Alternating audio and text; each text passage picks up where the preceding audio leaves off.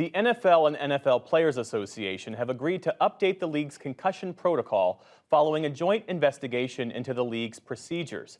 That's after Miami Dolphins quarterback Tua Tagovailoa crumpled to the ground last week, showing a telltale sign of a traumatic brain injury. Tua started in that game despite being sacked 4 days earlier and suffering an apparent head injury. The severity of his injuries reignited debate around the effectiveness of the NFL's concussion protocol. I spoke with Dr. Bennett Omalu, the neuropathologist who's credited with discovering the brain disease known as CTE.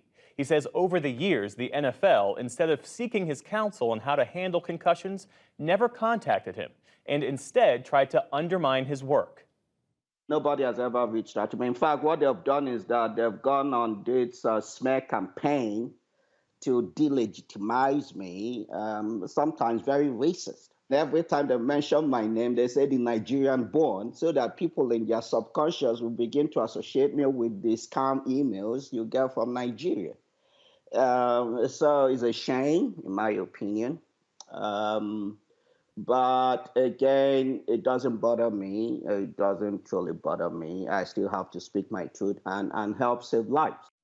Dr. Omalu also says that Tua should retire from the league.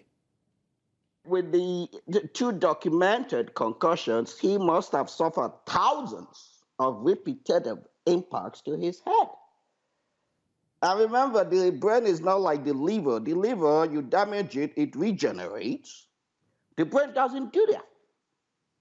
The injury is permanent, and there is a reasonable probability that at some point the damage becomes progressive and becomes a neurodegenerative disease. My advice would be, hey, it's time to hang up the helmet. Sometimes the stronger person and the smarter person is he who walks away. For more on the league's new procedures, we're joined now by Dr. Ann McKee, the director of Boston University's CTE Center. Thank you for being with us. And the league and the union agreed to change the league's concussion protocol to include the term ataxia.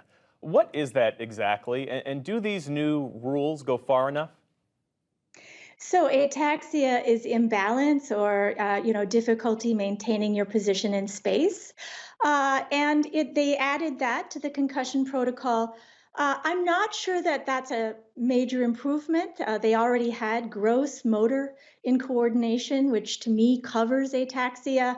So I'm not sure the extra word really makes a lot of difference. What should the NFL be doing then when it comes to handling these concussions? Well, every concussion is different, and they need to take everyone quite seriously. They need to identify players that have concussions, and those include a lot of the signs that Tua was showing during both games.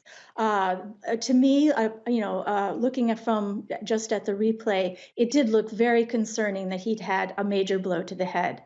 And as far as return to play, it's a very individual process where the individual goes through steps gradually with increasing exertion, increasing activity until they're finally cleared to resume the game. Your work, as I understand it, really studies the risks of playing football over a long period of time. And a lot of the effects don't show up while these players are still active. Is that right? That's right. Although it can show up while they're active, much more often it shows up after they've retired from the game. And so how does CTE manifest? How does it show up? How does it display itself? Well, first, let me just say that CTE is not just from concussion. That seems to be a understanding of the disease. It actually is triggered by the hits to the head, many of which are non-concussive, and many non-concussive hits occur during the play of football. It's the accumulation of those hits over time that leads some individuals to develop CTE.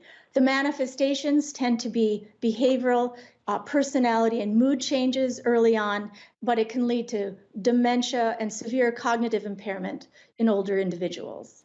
What would you say to people who might say, football is a violent sport, it always has been, always will be, and that these players knew what they signed up for?